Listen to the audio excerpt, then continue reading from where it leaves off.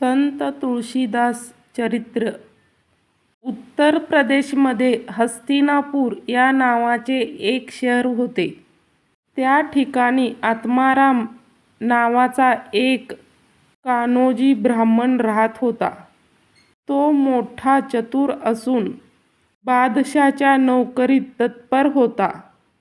त्याचे शहाणपण पाहून बादशहा त्याच्यावर प्रसन्न असे. या आत्मारामाच्या पोटीच तुळशीदासाचा जन्म झाला. कलियुगामध्ये मनुष्याच्या आचरणात बहुत दोष उत्पन्न झाले. असे पाहून लोकांना भजन मार्गास लावण्याकरिता वाल्मिकी ऋषीस मृत्युलोकी अवतार धारण करण्याबद्दल परमेश्वराची आज्ञा झाली. त्याप्रमाणे त्या अद्वैत कवीनेच हा तुळशीदास अवतार धारण केला. अशी तुळशीदासाबद्दलची पुराणांतरी आख्यायिका आहे. तुळशीदासाचे मौंजीबंधन झाल्यावर त्यास 12 वर्षे ब्रह्मचारी ठेवून आत्मारामाने त्यांच्याकडून विधियुक्त स्नानसंध्या व वेदाध्ययन करवले. तुळशीदास तारुण्यदशात आले. असे पाहून आत्मारामाने त्याचा विवाह केला. तुळशीदासाच्या बायकोचे नाव देवी ममता असे होते. त्या दोघांमध्ये अखिलित प्रेम वसत होते.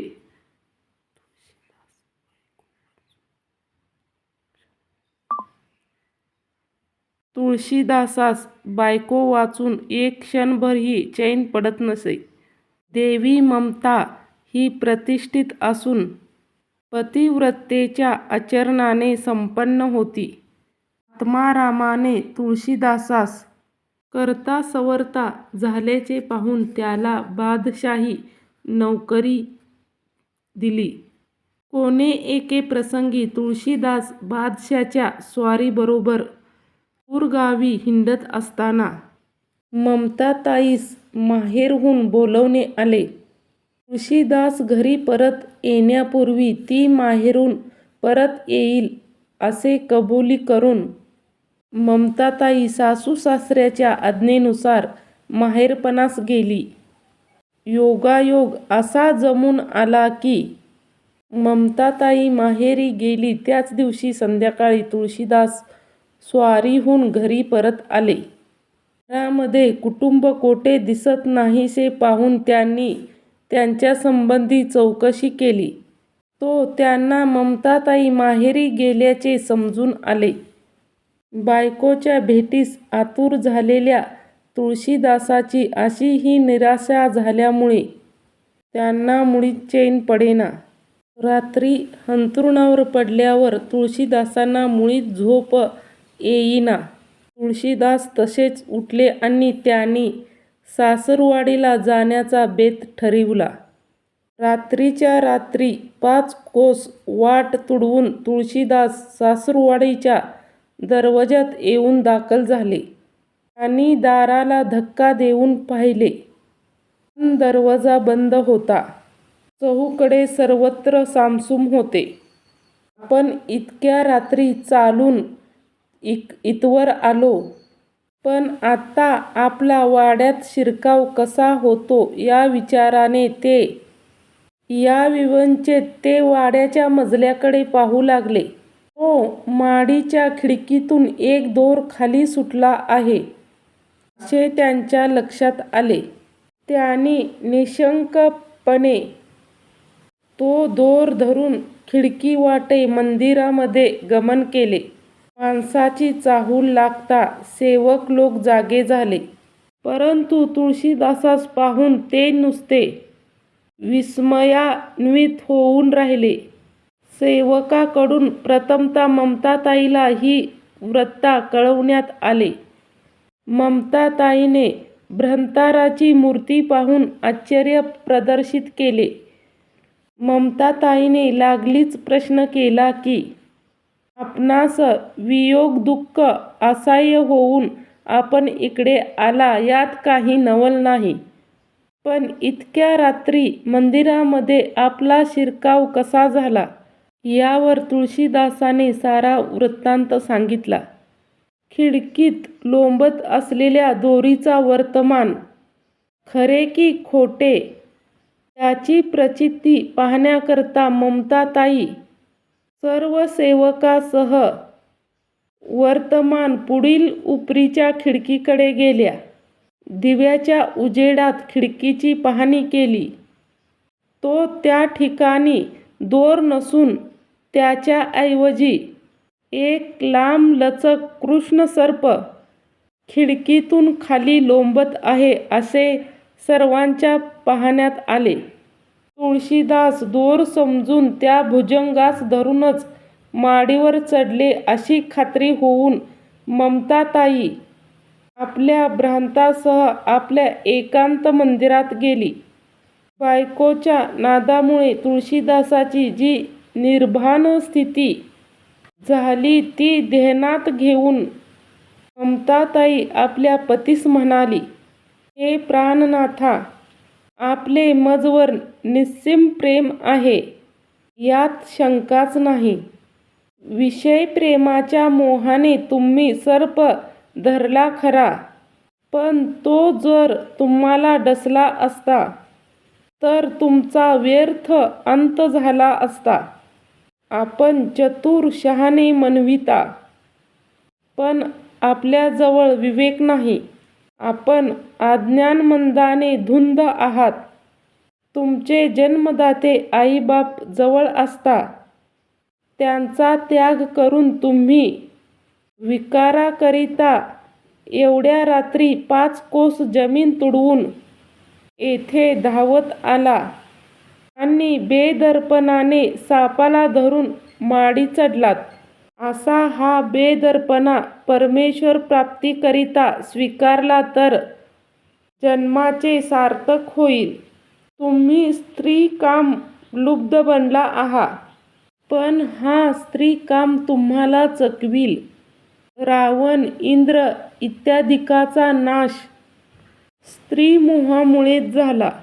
हृदयामध्ये वास्तव करणाऱ्या आत्मारामाला न ओळखता तुम्ही स्त्रीकाम धरून विषयामध्ये भ्रांत होता, हे अज्ञान होय.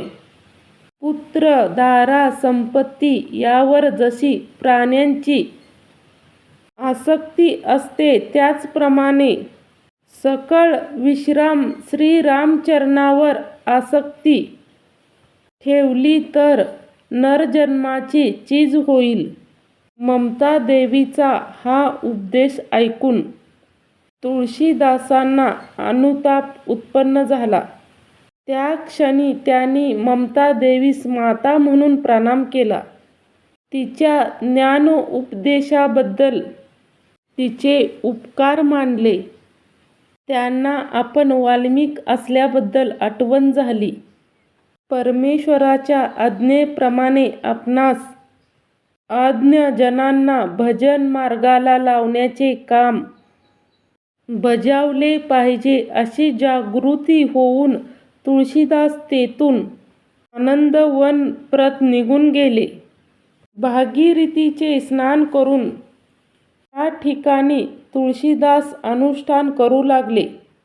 त्यांनी अन्नवर्ज्य केले. त्यांनी गलित पत्राचे सेवन आरंभिले.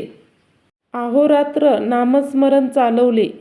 अयोध्येवासी जानकी जीवनाने दर्शन घ्यावे म्हणून तीव्र अनुष्ठान करण्यात तुळशीदासाने एक तप खर्च केले.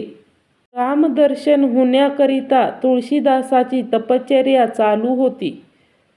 त्यावेळीचा त्यांचा क्रम असा असे की ते देहधर्माकरिता जाऊन परत येताना राहिलेले पाणी नित्य एका झाडाखाली ओतत असत. त्या जागी एक बलंतर पिशाच्च होते. तुळशीदासाच्या उदकदानाने ते पिशाच्च संतुष्ट झाले. 12 वर्ष उदकपान केल्याने प्रसन्न होऊन एक दिवशी तो पिशाच्च तुळशीदासापुढे प्रकट झाले.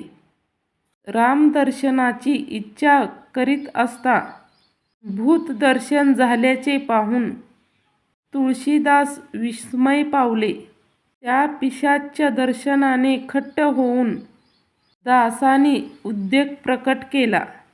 कल्पतरूचा शोधार्थ कष्टत असता सिद्धिवन प्राप्त व्हावे किंवा नंदिनी प्राप्तीच्या इच्छेने गिरिविवरे धुंडाळीत असता शुक्राचा लाभ व्हावा. तद्वतच रामचरणाच्या ऐवजी पिशाच्य चरण दृष्टीस पडलेले पाहून तुळशीदासांनी बहुत निराशा करून दाखवली. तेव्हा त्या पिशाच्याने त्यांना सांगितले, आपण दिलगीर होऊ नका. आपण विचक्षण आहात, साधक आहात. कार्यसाधक लोक कार्यसाधन होत असेल तर नीच पदार्थाचेही सेवन करीतात. मी पिशाच्य आहे तरी आपले कार्य करील. माझा अहेर करू नये. सिद्धिफाडे अपवित्र असेल तरी झाडण्याच्या कामी केरसुणीचा स्वीकार करणे उचित आहे. मी आपणास इच्छित वस्तुदर्शनाची किल्ली सांगेन. कार्यसाधनेच्या प्रसंगी शहाण्याने लहान थोर हा भेद ठेवू नये. हे पिशाच्याचे प्रतिपादन दासांना रुचले. दासांनी त्याला रामदर्शनाचा हेतू कळविला. त्या पिशाच्याकडून दासांना असे समजले की आपण ज्या ठिकाणी पुराण श्रवण करण्यास जातो त्या ठिकाणी एका वृद्ध ब्राह्मणाच्या रूपाने प्रत्यक्ष मारुती येऊन बसतो. तो आपणास रामदर्शन करविल. तो वृद्ध ओळखण्याविषयी खाणाखुणाई त्या पिशाच्याकडून समजल्या. त्याचप्रमाणे तुळशीदास दुसऱ्या दिवशी पुराणात गेले. त्यांनी लक्षणे नीट निहाळून पाहून वृद्ध ब्राह्मणास ओळखले. हरयन्नम होऊन सर्व मंडळी जिकडल्या तिकडे गेल्यावर तुळशीदासांनी त्या वृद्ध ब्राह्मणाच्या मागोमाग गमन केले. नगराबाहेर पडताच दासांनी ब्राह्मणाचे पाय धरले. ब्राह्मणाने दीन स्वराने आश्चर्य दर्शविले. दासांनी त्यांच्या पायाला घट्ट मिठी मारून विनंती केली की आपण साक्षात रामभक्त मारुती आहात. आपण आता मजवर रामदर्शनाचा अनुग्रह करावा. तुळशीदास साक्षात वाल्मिक आहे असे जाणून मारुतीने त्यास उठवून पोटाशी धरले आणि रामदर्शनाचा योग घडवून आणण्याचे आश्वासन देऊन वायुकुमार हनुमान अदृश्य झाले. हनुमानाच्या विनंतीवरून रामचंद्रांनी तुळशीदासास दर्शन देण्याकरिता फकीराचा वेश घेऊन त्यांच्या आश्रमावरून गमन केले. तुळशीदासांनी तो फकीर पाहिला, पण तो कोणी सामान्य यवन असेल असे धरून चालून तुळशीदासांनी त्यांचा मोठासा विचार केला नाही. काही वेळाने मारुतीरायाने तुळशीदासाची गाठ घेऊन त्यांना रामदर्शनाबद्दल प्रश्न केला. त्या फकीराची आठवण करून पाहिली, पण तुळशीदासांनी रामचंद्रास जाणले नाही असे समजून कपिराय बोलला, चला चला, हाताला परीस लागत असता. तुम्ही जर तो दगड म्हणून फेकून दिला तर त्याला दुसऱ्याने काय करावे? जर हंसाची टोळी दृष्टीस पडली असता, तुम्ही जर त्यांना कावळे समजून दगड मारला तर ते तुमचे दुर्भाग्य होय. प्रत्यक्ष रामचंद्रांनी अविद्य रूपाने तुमच्या आश्रमावरून गमन केले असता तुम्ही त्यांना सामान्य फकीर समजून स्वस्थ बसला तर त्यात आमचा काय दोष आहे? मारुतीचे हे भाषण ऐकून तुळशीदास बोलले, स्वामी, मला आपण दोष लावलात, पण त्यात माझी चूक नाही. परमात्माचा भागच असा आहे की तो विश्वव्यापी असून अगोचर आहे. नीरापासूनच जरी क्षीराची उत्पत्ती आहे तरी क्षीर म्हणून नीर घेता येत नाही. पृथ्वी तलावरील सर्व पाणी येथून तेथून एकच होय. तरी पण चातक या भूमीवरील उदकाचा स्वीकार करीत नाही. त्याचप्रमाणे सर्व विश्वात रामस्वरूप कोंदाटून राहिले आहे. तरी श्रीराम उपासक वाल्मिकीने वर्णिलेल्या ध्यानावाचून अन्य ध्यान मी मानत नाही. दासाचे हे श्रद्धापूर्ण भाषण ऐकून मारुती संतुष्ट झाले. त्यांनी दासांना परमेश्वराचे सगुण रूप दाखवण्याचे वचन दिले आणि ते अदृश्य झाले. पुढे काही काळाने त्या अजनीतैनाच्या कृपेने दासांना रामचंद्रांनी दर्शन दिले. डोक्यावर मुकुट घातला आहे, पितांबर धारण केला आहे, हातामध्ये धनुष्यबाण धरला आहे. अशा प्रकारची ती घनश्यामवर्णी रामचंद्राची मूर्ती पाहून तुळशीदास सद्गतीत झाले. दासांनी प्रभुचरणावर मस्तक ठेवले. देवाने दासाला उचललं आणि पोटाशी धरले आणि कलियुगामध्ये योगादिसाधने व्यर्थ आहेत असे सांगून दासांना नाम महिमा प्रकट करून जनतेला भक्तिमार्गाला लावण्याची अनुज्ञा घेऊन प्रभू गुम झाले. हा सर्व प्रकार लवकरच जगजाहीर झाला. तुळशीदासांचे महात्म्य फार वाढले. मोठमोठे श्रीमान लोक अपार द्रव्य दासांना अर्पण करू लागले. कोणी ध्यान, कोणी वस्त्रे, कोणी अलंकार देऊन जो तो आपापल्या परीने दासाची सेवा करू लागला. तरी पण या भाग्याने दासाच्या वृत्तीत मुळीच फरक पडला नाही. आकाशाच्या ठिकाणी जर तिन्ही काळ प्राप्त होतात तरी ते जसे संगदोषापासून अलिप्त असते तद्वत तुळशीदास हर्ष शोकापासून निराळे होते. त्यांच्या पंक्तीत सहस्त्र ब्राह्मण भोजन होत असे. रात्रीच्या प्रहरी कीर्तनाचा घोष चालत असे.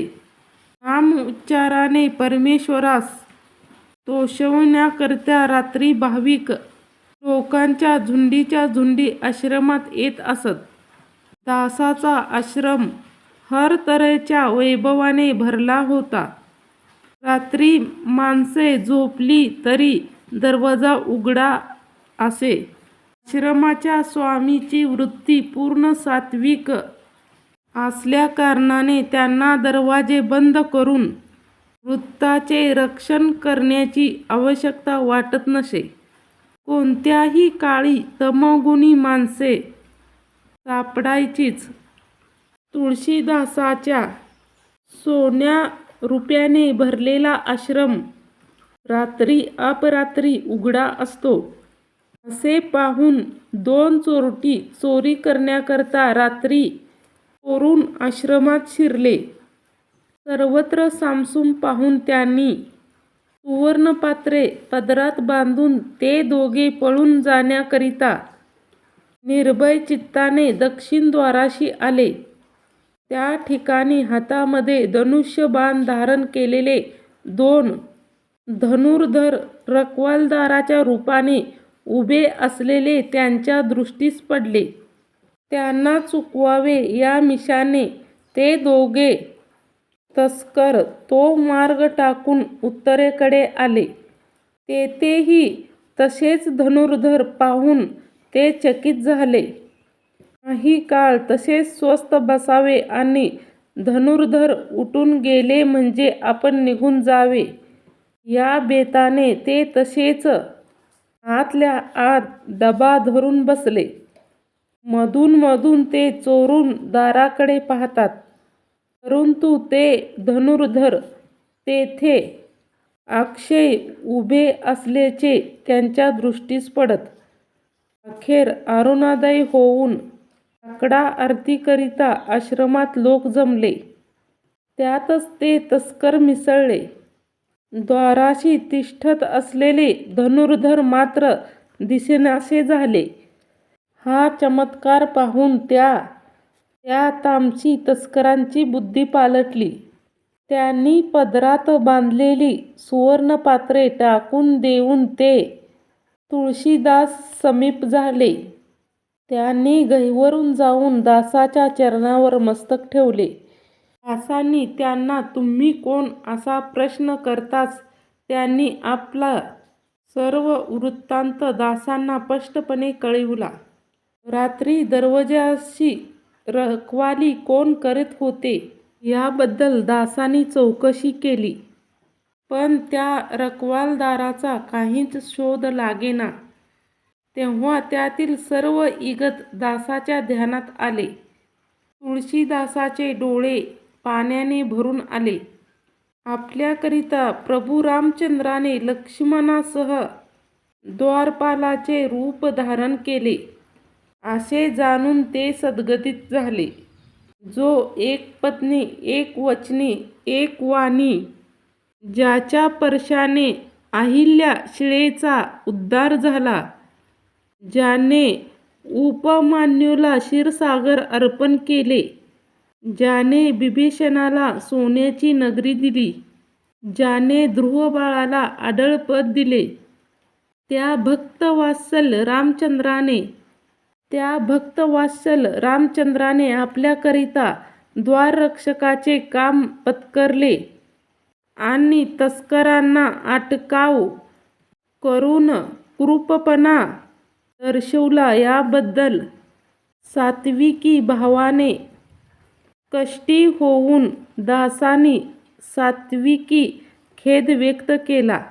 तुळशीदास त्या चोरांना वाटेल तितके सुवर्ण देण्यास तयार झाले, पण ते सात्विक बनलेले तस्कर दासांच्या देणगीचा स्वीकार करीनात. परिसाच्या स्वभावधर्मानुसार त्यांच्यावर लोखंडाचे घाव घातले तरीही लोहाचे सोने होत. त्याचप्रमाणे तुळशीदासाच्या घरावर दरोडा घालण्याकरिता गेलो असता आपणास अपाय न होता उलट रामदर्शन घडले याबद्दल प्रेमभरीत होऊन ते दोघे तस्कर दासाच्या आश्रमात सेवा करीत राहिले. आश्रमातील सत्समागमाच्या योगाने ते चोर अखेर साधू बनले. श्रवण, कीर्तन, नामस्मरण यामध्ये दास प्रेमाने काळ घालवीत असतात. दासाच्या आश्रमात एक मोठी अपूर्व गोष्ट घडून आली. एके प्रसंगी सकल ब्रह्मवृद्धासह वर्तमान तुळशीदास भोजनास बसण्यापूर्वी उदक सोडावयास उठले. दासांनी हातामध्ये संकल्प घेतला. ब्रह्म अर्पणाचा उच्चार करणार तो दरवाजावर कोणी अन्नार्थी येऊन त्याने सीताराम दणकाविला. तुळशीदासांनी तो कोण याची चौकशी करता त्या भिक्षूने सांगितले, मी ब्राह्मण आहे, पण ब्रह्महत्यारी आहे. मला बुभुक्षिताचा चारा घास अर्पण करा. त्या ब्राह्मणाची इच्छा जाणून दासांनी त्याला पंक्तीतील एका पात्रावर भोजनास बसविले. ब्रह्महत्यारी चांडाळासारखा पापी मनुष्य थर पंक्तीत बसवलेला पाहून सर्व ब्राह्मण दासांची निंदा करू लागले. ब्राह्मणांनी तेथे अन्न घेण्याचे नाकारले.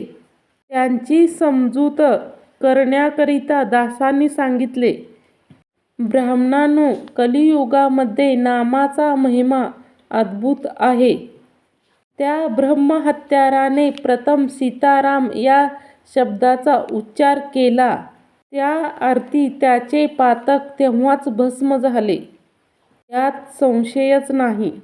ब्रह्मकर्मातील व्यंगही विष्णू स्मरण करण्याने पूर्ण होते. स्नान, संध्या, पितृश्राद्ध, लग्ननिश्चय या सर्व गोष्टी हरिनामा वाचून पूर्ण होत नाहीत. महापातकी, गणिका, आजामिळ इत्यादिकांचा उद्धार केवळ नामस्मरणाने झाला. इतकेच काय, पण प्रत्यक्ष शंकराच्या अंगाचा विषदाही अखेर रामनामाच्या सामर्थ्यानेच शमित झाला. त्या ब्राह्मणाने रामस्मरण केल्याकारणाने त्याचे सर्व दोष जळून गेले असून तो शुद्ध आहे. आपण सर्वजण त्याला पंक्तीत घेऊन कुशाल भोजन करा. तुळशीदासाचे व्याख्यान ऐकून ब्राह्मण बोलले, आपले म्हणणे यथार्थ असेल, पण आम्हास साक्षात्कार पाहिजे.